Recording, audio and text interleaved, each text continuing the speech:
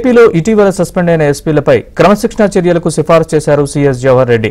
బిందు మాధవ్, కృష్ణకాంత్ పటేల్, అమిత్ బర్దర్ 15 రోజుల్లోగా తమ వాదనలతో లిఖితపూర్వక సమాధానం ఇవ్వాలని సీఎస్ ఆదేశించారు. ఏపీలో ఎన్నికల తర్వాత చెలరేగిన హింసను కట్టడి చేయలేకపోయారంటూ అప్పటి ఎస్పీలు బిందు మాధవ్, కృష్ణకాంత్ పటేల్, అమిత్ బర్దర్ను కేంద్ర ఎన్నికల సంఘం సస్పెండ్ చేసింది.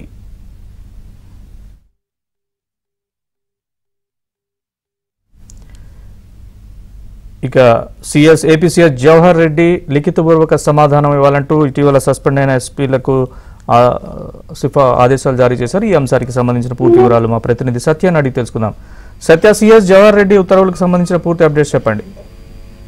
ఏపీలో పోలింగ్ రోజు, ఆ పోలింగ్ తర్వాత పరిణామాల నేపథ్యంలో జరిగినటువంటి హింసాత్మక ఘటనలకు సంబంధించి పల్నాడు, తిరుపతి, అదేవిధంగా చిత్తూరు, అనంతపురం జిల్లాల ఎస్పీలను ఇమీడియట్ గా సస్పెండ్ చేస్తూ కేంద్ర ఎన్నికల సంఘం ఆదేశాలు ఇచ్చింది. ఇప్పటికే ఆ సస్పెండ్ అయిన ఎవరైతే ఎస్పీలు ఉన్నారో వారిపై క్రమశిక్షణా చర్యలకు నేడు సీఎస్ కొద్దిసేపటి క్రితం ఉత్తర్వులు జారీ చేశారు. ముఖ్యంగా పల్నాడు మాజీ ఎస్పీ బిందు మాధవ్, అదేవిధంగా తిరుపతి మాజీ ఎస్పీ కృష్ణకాంత్ పాటిల్, అదేవిధంగా అనంతపురం మాజీ ఎస్పీ అమిత్ బర్దార్లపై చర్యలకు తీసుకోవాలని ఆదేశాలు ఇస్తూ 3 ఉత్తర్వులను రాష్ట్ర ప్రభుత్వం జారీ చేసింది. దీనిలో వీరు 15 రోజుల్లోగా లిఖితపూర్వకంగా సమాధానం ఇవ్వాలి, లేదా వ్యక్తిగతంగా ఆయన హాజరు కావాలి.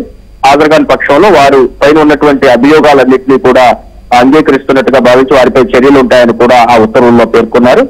దీంతో పాటు ఎవరైనా రాజకీయపరమైనటువంటి ఒత్తిడి తీసుకొచ్చి సిఫారసు చేసుకోవాలని ఈ 3 ఎస్పీలు ఎవరైనా ప్రయత్నిస్తే అది వారికి తెలిసే జరిగిందని కూడా భావించి సివిల్ సర్వీసెస్ రూల్స్ ప్రకారం చర్యలు తీసుకుంటామని కూడా ఉత్తర్వుల్లో పేర్కొన్నారు. దీంతో పాటు ముఖ్యంగా పల్నాడులో జరిగినటువంటి హింసాత్మక ఘటనలు కావచ్చు, ఆ రోజు జరిగినటువంటి మొత్తం 16 ఈవీఎంలు రాష్ట్రంలో ధ్వంసం అయితే అందులో 15 ఈవీఎంలు పల్నాడు ప్రాంతంలో ధ్వంసమయ్యాయి.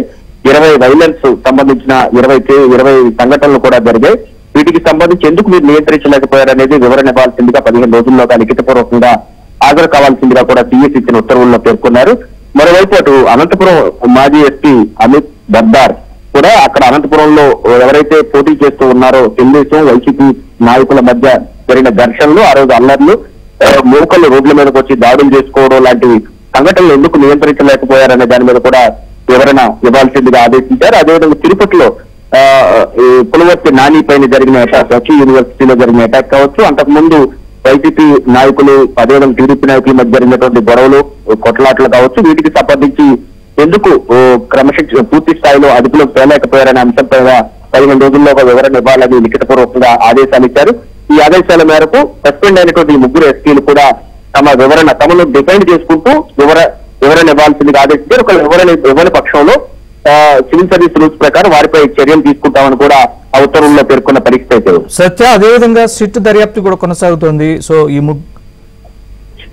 ఈ ముగ్గురు జిల్లాల ఎస్పీలని కూడా ఏమైనా సిట్ అడిగే అవకాశం ఉంది? మాజీ ఎస్పీలని వివరణ అడిగే? ఖచ్చితంగా రాష్ట్ర వ్యాప్తంగా అనేక హింసాత్మక ఘటనలు పోలింగ్ రోజు, పోలింగ్ తరువాత కూడా జరిగిన పరిస్థితుల నేపథ్యంలో ఈ ఎస్పీలు అప్పుడు గ్రౌండ్ లో ఉన్నారు కాబట్టి అక్కడ సిచ్యువేషన్ ఏంటి, ఉన్నతాధికారుల ఆదేశాలు ఏంటి, వాటిని ఎందుకు వీరు పాటించలేదు, అదేవిధంగా వీరి కింది అధికారులు ఎందుకు పాటించలేదు అనే దాని మీద కూడా పూర్తి స్థాయిలో విచారణ ఇప్పటికే పూర్తి చేశారు. సిట్ 2 రోజుల్లోగా తమ యొక్క నివేదన కూడా ఇవ్వాలి. అది ఈ రోజు ఇస్తుందా, రేపు ఇస్తుందా అనేది కూడా ఆలోచించాల్సి ఉంటుంది. 2 రోజుల సమయం సరిపోదని సిట్ కోరితే మరింత సమయాన్ని కూడా సిట్కు పొడిగించే అవకాశాలు కూడా లేదు. సత్య, థ్యాంక్స్ ఫర్ ద అప్డేట్.